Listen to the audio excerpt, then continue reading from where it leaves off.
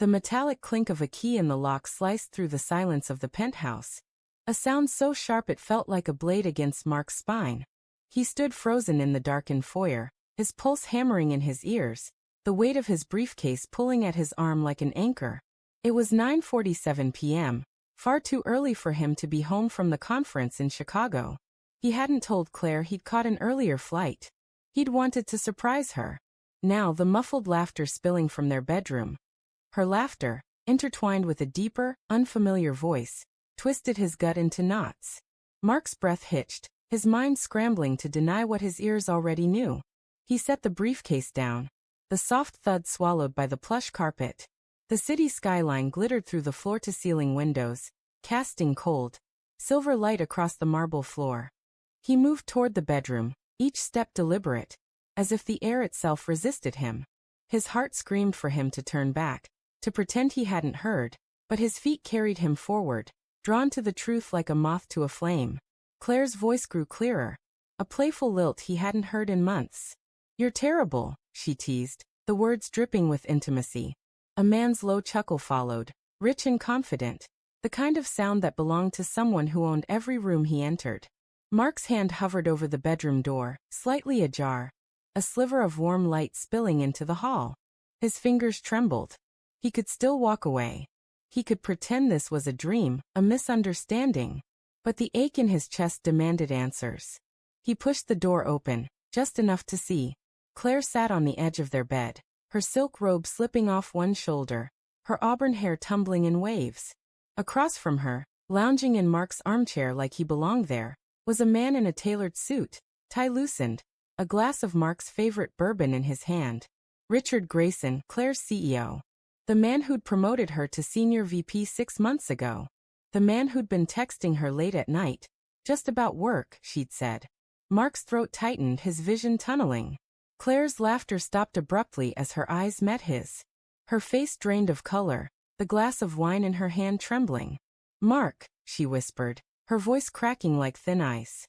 Richard turned, his expression shifting from smug ease to something harder, unreadable. For a moment, the room was a vacuum. No sound, no air, just the weight of betrayal pressing against Mark's ribs. What is this?" Mark's voice was barely audible, a raw scrape of sound. He wanted her to lie, to weave some plausible excuse, but her silence was louder than any confession. Her eyes, wide with guilt, darted to Richard, then back to Mark, pleading for something she couldn't name. "Mark, I didn't," she started, but her words faltered. Richard stood, setting the bourbon down with deliberate care, as if defusing a bomb. "Let's all stay calm," he said, his tone infuriatingly measured. "This isn't what it looks like." Mark's laugh was bitter, a sound he didn't recognize. "Not what it looks like. You're in my house, in my chair, drinking my bourbon. With my wife." His voice cracked on the last word, and he hated himself for it. He wanted to be furious, to scream, to break something, but all he felt was a hollow ache, like the ground had vanished beneath him. Claire stood, clutching her robe closed, her movements jerky. "Mark, please let me explain." Her voice was desperate, but there was no conviction in it. She reached for him, and he flinched, stepping back. The space between them felt like a chasm. "Explain," he spat. "Explain how you've been lying to me for months? The late nights, the meetings. The way you stopped touching me?" His voice rose, each word a shard of glass. He thought of the small moments he'd dismissed. The way her phone was always face down, the perfume she started wearing, the way she'd pull away when he tried to hold her. Red flags he'd painted over with trust. Richard stepped forward, hands raised like a peacemaker. "Mark, you're upset. I get it. But this was just a misunderstanding. Claire and I were discussing a project." "In my bedroom?" Mark's voice was a low growl now, his fists clenching. He wanted to believe it, wanted to cling to any thread of denial, but the truth was a blade, cutting deeper with every second. Claire's silence was deafening, her eyes glistening with unshed tears. "Mark, I'm so sorry," she whispered, her voice breaking. "It wasn't supposed to happen like this. It wasn't supposed to happen at all." Her admission hit like a punch, stealing his breath. He staggered back, the room tilting. The woman he'd loved for 10 years, the woman he'd built a life with, had shattered it in a single night. Why? The word tore from him, raw and pleading. He hated how small it made him feel, how it laid bare his heart. Why, Claire? Was I not enough? Was our life not enough? She shook her head, tears spilling now. It's not about you. I don't know. I got lost. Richard was there and she stopped, choking on her words. Richard's jaw tightened, but he said nothing, his silence a confession of its own. Mark's mind raced, replaying every moment of their marriage. The quiet mornings over coffee, the way she'd laugh at his terrible jokes, the plans they'd made for a future that now felt like a lie. He'd trusted her completely, blindly. And now, that trust was ash.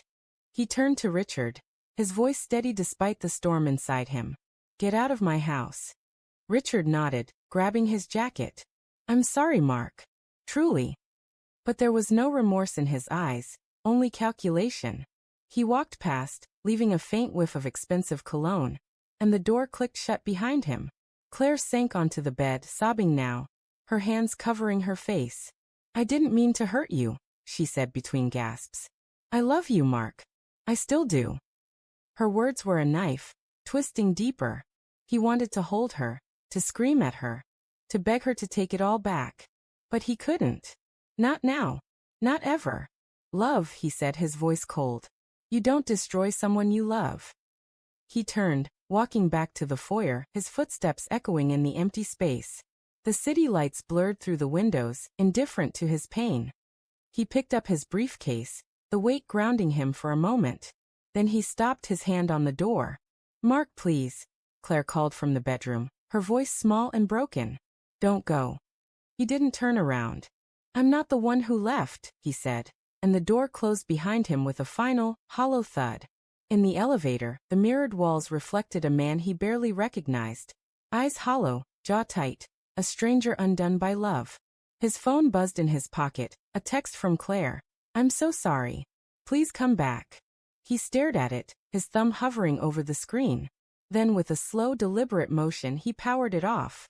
Outside, the city pulsed with life, oblivious to his unraveling. He stood on the sidewalk, the cold air biting his skin, and realized he had nowhere to go. The life he'd known was gone, replaced by a truth he couldn't unsee. But in that moment, a strange clarity settled over him. He would survive this. He would rebuild. And one day he would be whole again, without her.